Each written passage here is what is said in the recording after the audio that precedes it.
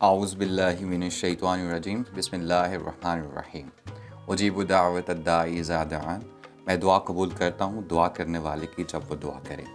السلام علیکم ناظرین، میں ہوں آپ کا میزبان عمران خان، آپ کو پروگرام پکار میں خوش آمدید کہتا ہوں.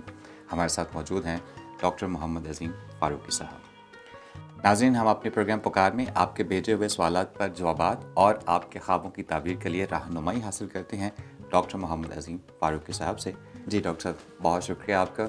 آپ کیسے ہیں؟ آپ کی طبیعت ٹھیک ہے؟ ماشاء اللہ کا اللہ. شکر الحمدللہ. آپ کی بڑی زیادہ نوازی ہے کہ آپ ہمیشہ اپنی مصروفیت میں سے وقت نکالتے ہیں، لیکن یہ ہے کہ مخلوق کے لیے بہت بھلائی کا کام کر رہے ہیں ڈاکٹر صاحب، اور کافی لوگ آپ کی رہنمائی پر شکریہ بھی ادا کرتے رہتے ہیں.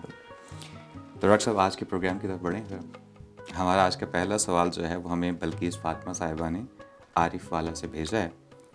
پہلے تو آپ کا شکریہ ادا کرتی ہیں، پھر سلام لیتے ہوئے کہتی ہیں کہ السلام علیکم ڈاکٹر صاحب. وعلیکم السلام ورحمۃ اللہ. کہتی ہیں شادی کے قابل 3 جوان بچیاں میری دہلیز پر بیٹھی ہیں.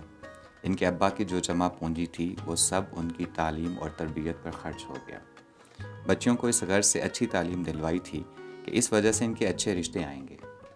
اب رشتے تو بہت اچھے آ رہے ہیں، لیکن ان کو بیاہنے کے لیے اللہ کے نام کے سوا کچھ نہیں. کوئی ایسی دعا یا وظیفہ بتا دیں جس سے کوئی غیبی مدد حاصل ہو جائے تاکہ ہم یہ فرائض ادا کر سکیں. بہت شکریہ. جی ڈاکٹر صاحب. بسم اللہ الرحمن الرحیم. یہ بیٹوں اور بیٹیوں کے لیے بہتر پرپوزلز، ان کے پھر آگے دیگر جو ذمہ داریاں ہیں، ماں باپ، شادی کرنا، پھر ان کے گھر آباد کرنا، یہ یقیناً ایک بہت بڑی سعادت کی بات بھی ہے. اور انسان جب اللہ سے اولاد طلب کرتا ہے، بڑی دعائیں کرتا ہے، بعض بڑی بڑی منتیں مانتے ہیں کہ اللہ تعالیٰ ہمیں بیٹی بیٹے یہ نعمتیں عطا فرمائے، یہ اللہ کی رحمتیں نصیب ہوں.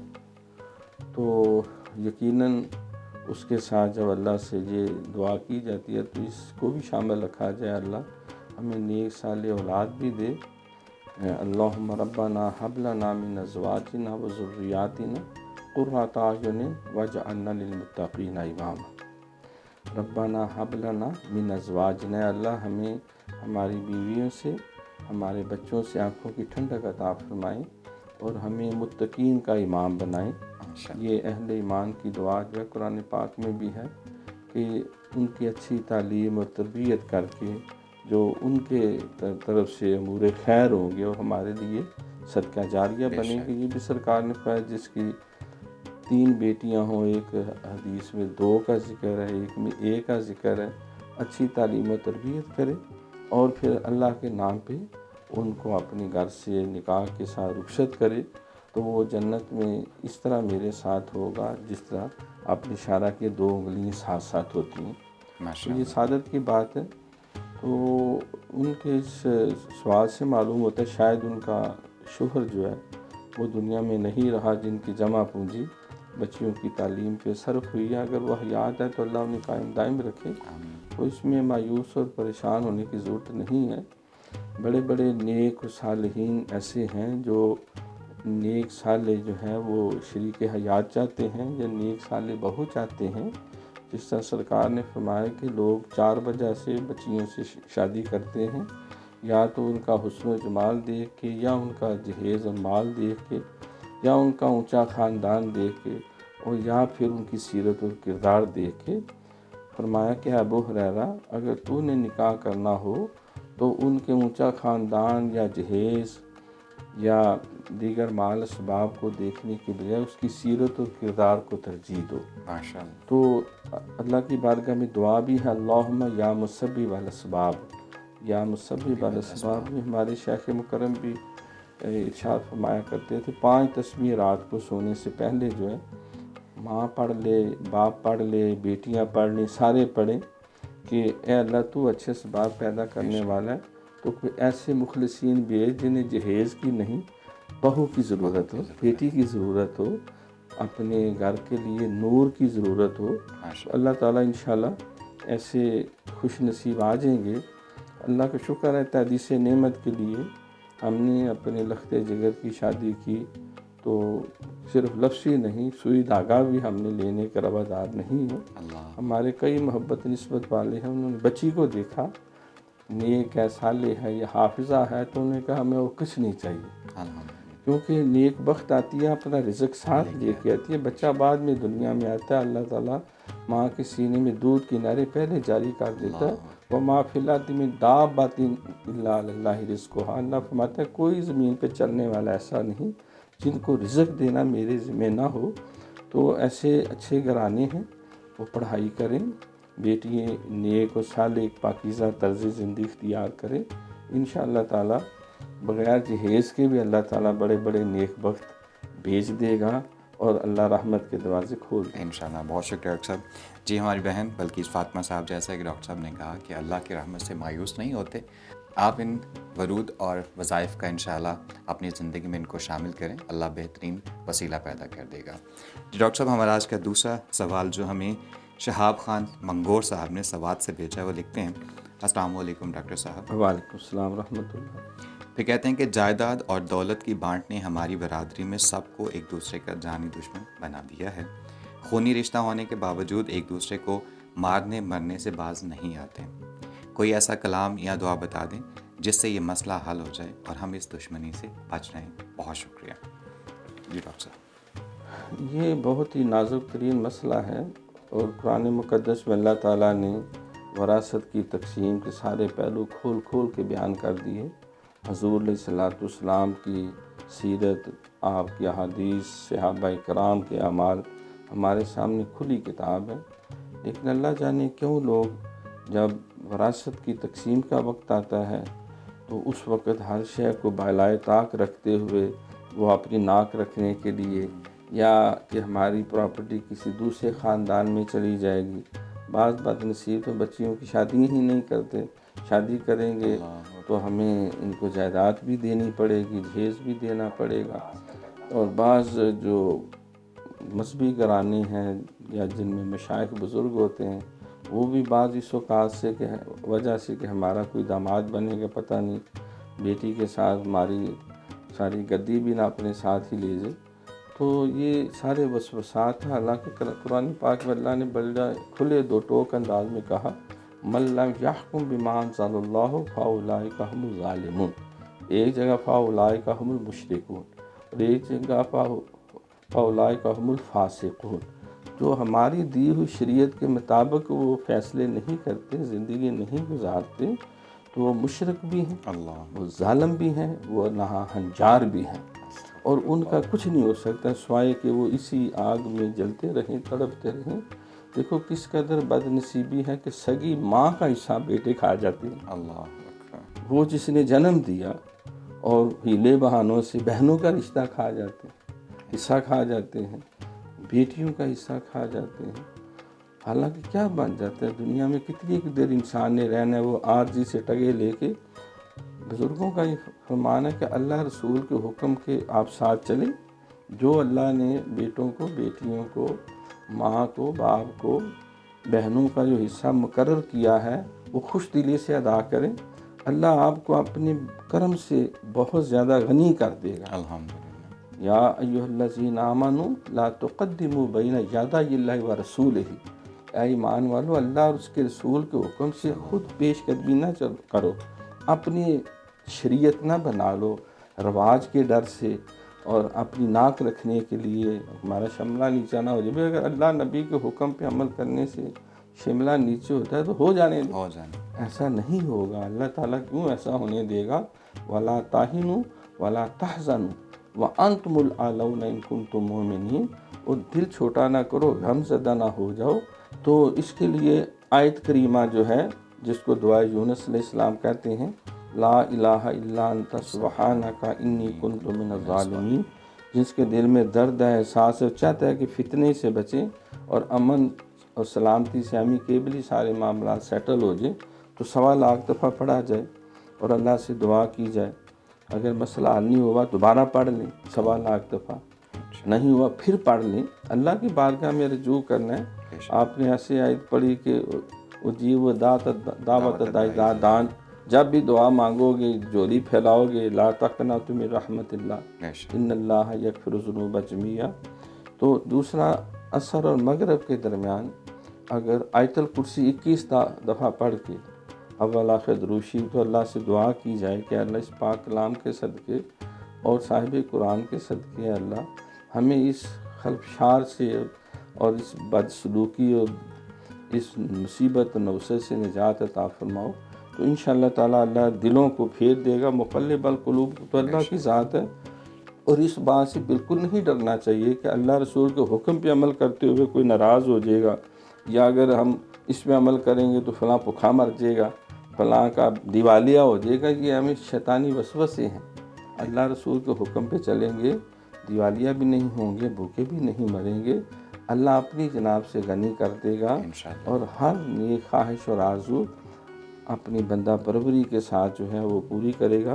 اللہم اکفنا بحلالک عن حرامک واغننا بفضلک من سواک۔ یہ بھی ایک دعا ہر نماز کے بعد 1 دفعہ یا 3 دفعہ پڑھی جائے تو اللہ تعالیٰ انشاءاللہ کوئی نہ کوئی خیر کا راستہ کھول دے گا۔ بہت شکریہ ڈاکٹر صاحب۔ جی، شہاب خان منگور صاحب، جیسا کہ ڈاکٹر صاحب نے کہا کہ یہ ہماری سوسائٹی کے مسائل ہیں، ہمیں ان سے پریشان نہیں ہونا چاہیے، بس اللہ تعالیٰ اور اس کے رسول صلی اللہ علیہ وسلم کے بتائے ہوئے اصولوں پر عمل پیرا ہونا چاہیے، اللہ کوئی نہ کوئی راستہ انشاءاللہ نکال دے گا۔ ناظرین، یہاں پہ وقت ہوا ہے آج کے وقفے کا، ملتے ہیں وقفے کے بعد۔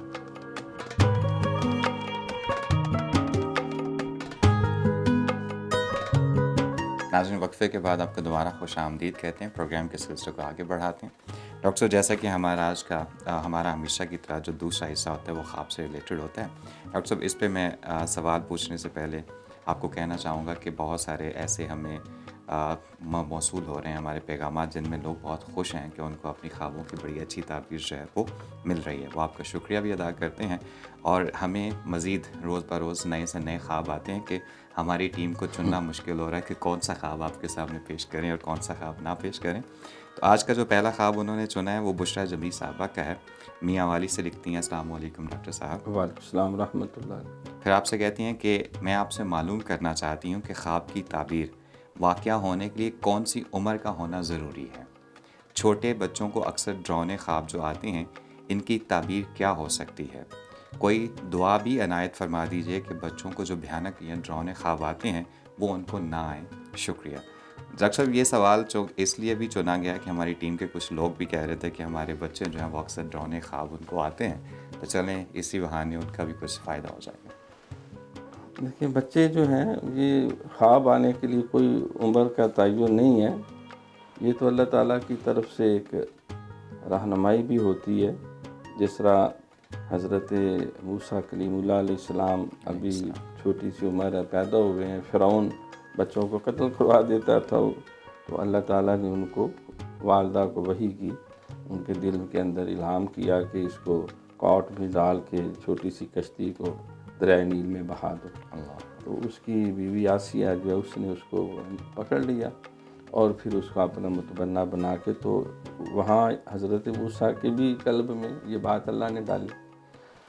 تو بچوں کو خواب جو بعض کا ڈراؤنے آتے ہیں، اٹھ کے بیٹھ جاتے ہیں یا چیخیں مارے، وہ اصل میں بعض کا تو وہ اینک والا جن ٹائپ جو ہے وہ پروگرام دیکھتے ہیں، تو اس میں میں کیا کروں، مجھے کام بتاؤ، میں کیا کروں، میں کس کو کھاؤں، وہ بیل بتوڑی ناسا چوڑی، تو اس طرح کے وہ بعض کا سائنس فکشن یا وہ بعض ایسی گیمیں بھی نکلی ہوئی ہیں، اس میں بڑی عجیب سی الٹی سیدھی سی شکلیں ہوتی ہیں، اور وہ جن بھوت بن کے جو ہے واں واں کرتے ڈراتے ہیں، یہ ڈوری مام ہے، یہ فلاں ہے۔